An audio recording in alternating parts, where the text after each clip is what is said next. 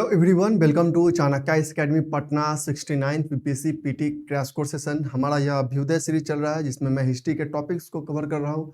आज के इस सेशन में बहुत ही important topic civil disobedience movement के पे हम डिस्कशन करेंगे।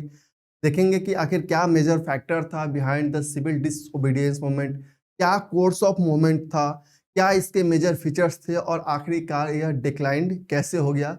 तो इस सेशन में हम सिविल डिसओबीडियंस मूवमेंट पे डिस्कस करने वाले हैं। So let's begin the session.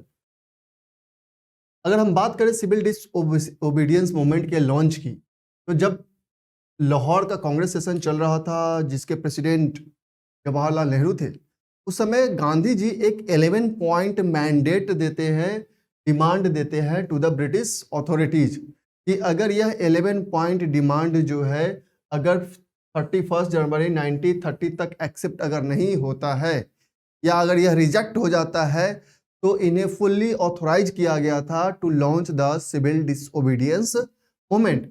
आखिरकार यह जो 11 पॉइंट डिमांड रहता है गांधी जी का वो एक्सेप्ट नहीं होता है और फाइनली गांधी जी को ऑथोराइज किया जाता है with to launch the civil disobedience movement with no positive response from the government to these demands. Gandhi ji was given full authority to launch the civil disobedience movement.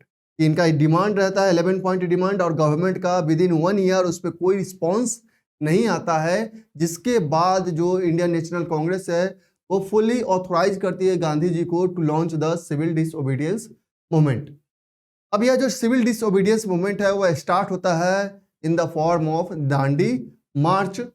On March 12, 1930, Gandhi ji set out from the Sabarmati Ashram in Ahmedabad with 78 of their volunteers.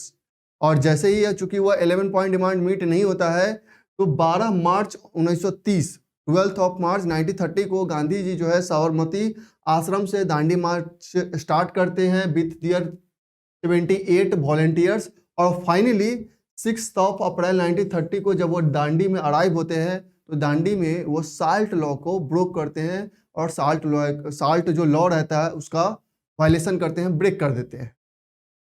अब यहाँ पे जब हम बात करते हैं इसी दांडी मार्च की और सिविल डिसओबीडियंस की, तो इसके अगर हम फीचर्स की बात करें कि क्या क्या मेजर फीचर्स थे, ये था कि लॉन्च कैसे हुआ। तो लॉन्च होने का सिंपल सा मेथड क्या था कि गांधी जी ने 11 पॉइंट जो डिमांड रखा था और गवर्नमेंट को वो टारगेट दिए थे कि विद इन 1 ईयर अगर ये 11 पॉइंट डिमांड एक्सेप्ट हो जाते हैं तो वेल एंड गुड है। तो कांग्रेस का जो सेशन होता है लाहौर कांग्रेस, उसमें यह जब ऑथराइज किया जाता है गांधी जी की अगर यह 11 पॉइंट डिमांड एक्सेप्ट नहीं किया जाता है then Gandhi ji civil disobedience movement launch कर सकते हैं। और फाइनली यही होता है कि 12 ऑफ मार्च 1930 को गांधी जी साबरमती आश्रम से दांडी मार्च स्टार्ट करते हैं और 6 ऑफ अप्रैल को जब वो दांडी में पहुंचते हैं तो साल्ट लॉ को ब्रोक करते हैं। अब बात करते हैं इसके क्या मेजर फीचर्स थे। तो अगर मेजर फीचर्स की बात करें तो this was the first nation wide movement as all the previous had been restricted to cities. मतलब बाकी जो भी प्रीवियस मूवमेंट थे वो कहीं ना कहीं एक जगह पे रिस्ट्रिक्टेड एरिया में थे, लेकिन ये एक ऐसा मूवमेंट था जो कि widespread nation wide movement था। People in rural areas could also register to participate. The event drew a large number of female participants और इस इवेंट में लार्ज नंबर ऑफ फीमेल जो पार्टिसिपेशन है वो भी देखा गया था। अगर हम जैसे हम बात करें कि फीमेल पार्टिसिपेशन की हम बात कर रहे थे तो this was led by well known Kasturba Gandhi, Kamala Devi Chattopadhyay, Avantika Bai Gokhale, Lilavati Munshi and Hansaben Mehta. ये जो प्रोमिनेंट कह सकते हैं कि फीमेल लीडर्स थी जिनके नेतृत्व में यह जो साल्ट मूवमेंट था या सिविल डिसओबीडियंस मूवमेंट जिसे हम कहते हैं वो रन हो रहा था। Non violence was the movement's motto, लेकिन यहाँ पे भी जो मेथड था गांधी जी का वो नन वायलेंस का ही था कि जो मेन मोटो था सिविल डिसओबीडियंस मूवमेंट का वो नन वायलेंस था। Despite constant British repression this movement persisted.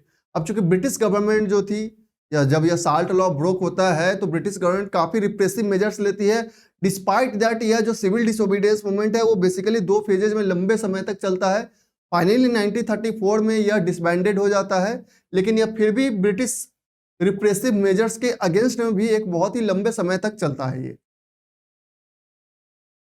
अब बात करते हैं स्प्रेड की कि कितना, जैसे हम बात कर रहे थे कि एक नेशन वाइड मूवमेंट था तो क्या स्प्रेड हुआ। तो जब नेहरू जी का अरेस्ट होता है, नेहरू जी को अरेस्ट किया जाता है इन अप्रैल 1930 फॉर वायलेटिंग साल्ट लॉ, तो इसके कारण से एक मैसिव कह सकते हैं कि जो स्पार्क होता है, प्रोटेस्ट स्टार्ट होता है in the region of Madras, Calcutta and Karachi. और उसी दौरान जब गांधी जी को अरेस्ट किया जाता है on 4 May 1930 after he that announcing that he could lead on Dharasana salt workers, कि जब महात्मा गांधी यह अनाउंस करते हैं कि धरसाना साल्ट वर्कर्स पे वो लेड करेंगे, एक रेड करेंगे, तो महात्मा गांधी को 4 मई को 1930 को अरेस्ट कर लिया जाता है। और इनके अरेस्ट के बाद एक काफी बड़ा कह सकते हैं कि प्रोटेस्ट देखा जाता है अलग अलग रीजन में, जैसे बॉम्बे में, दिल्ली, कलकत्ता एंड सोलापुर में काफी एक ह्यूज रिस्पांस देखने को मिलता है against the arrest of Mahatma Gandhi. और इसका रिजल्ट क्या होता है कि अपार्ट फ्रॉम सिविल डिसोबीडियंस और साल्ट लॉ ब्रोक करने के अलावे अदर एक्शंस भी लिए जाते हैं, जैसे non payment of revenue in ryotwari areas के जितने भी रैयतवाड़ी क्षेत्र रहते हैं उसमें अब कोई भी रेवेन्यू पे नहीं करता है।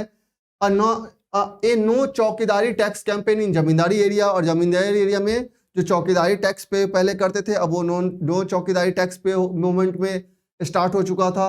और violation of forest law in central province, और जो सेंट्रल फॉरेस्ट लॉ था जिसमें रिस्ट्रिक्शन था फॉरेस्ट यूज करने के लिए, अब सेंट्रल प्रोविंस जोन में भी यह इस लॉ को वायलेट किया जाने लगा। मतलब apart from broking salt law other laws को भी वायलेट किया जाने लगा after the arrest of Mahatma Gandhi.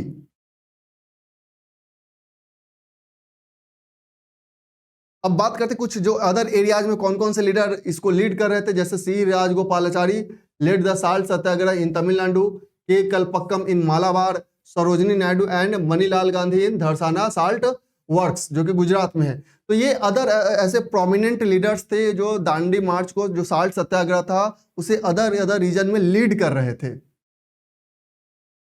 अब जब यह सिविल डिसोबीडियंस मूवमेंट चल रहा था तो गवर्नमेंट को और गांधी जी को एक इक्वल फ्रंट पे लाने के लिए अब यहाँ पे गांधी इरविन पैक्ट साइन होता है just before the second round table conference. और गांधी इरविन पैक्ट जो साइन होता है लॉर्ड महात्मा गांधी और लॉर्ड इरविन के बीच में, यह साइन होता है सेकेंड राउंड टेबल कॉन्फ्रेंस से ठीक पहले, ताकि गांधी जी को बनाया जा सके कि वह सेकेंड राउंड टेबल कॉन्फ्रेंस में पार्टिसिपेट कर सके। इस गांधी इरविन पैक्ट को दिल्ली पैक्ट के नाम से भी जाना जाता है, to equalise Congress and the government. लेकिन जैसे ही वह अटेंड करते हैं सेकेंड राउंड टेबल कॉन्फ्रेंस, वहां पे अगेन वो सेटिस्फाइड नहीं होता है। जब वो आते हैं इंडिया में तो फिर से सिविल डिसओबीडियंस मूवमेंट जो है वो फिर से रीस्टार्ट कर दिया जाता है, और यह फाइनली 1934 में इसे डिसबैंड कर दिया जाता है। तो गांधी इरविन पैक्ट जो साइन होता है बेसिकली इसलिए साइन ही होता है कि गांधी जी को और जो भी गवर्नमेंट है उसे इक्वल फ्रंट पे लाया जा सके। बट जब यह पार्टिसिपेट करते हैं सेकेंड राउंड टेबल कॉन्फ्रेंस में और वहां पे इनके डिमांड्स को फुलफिल नहीं होता है, तो जब वहां से वो रिटर्न आते हैं तो फिर से यह सिविल डिसोबीडियंस मूवमेंट दोबारा स्टार्ट करते हैं। फाइनली 1934 में जाके यह सिविल डिसओबीडियंस मूवमेंट जो है वो डिसबैंड हो जाता है। तो ये एक छोटा सा ब्रीफ आपको डिटेल था अबाउट सिविल डिसओबीडियंस मूवमेंट। आप हमारे साथ बने रहें और ज़्यादा से ज़्यादा वीडियो को लाइक करें, शेयर करें, कमेंट करें और सब्सक्राइब करना हमारे चैनल को न भूलें। So that's all for today, thank you.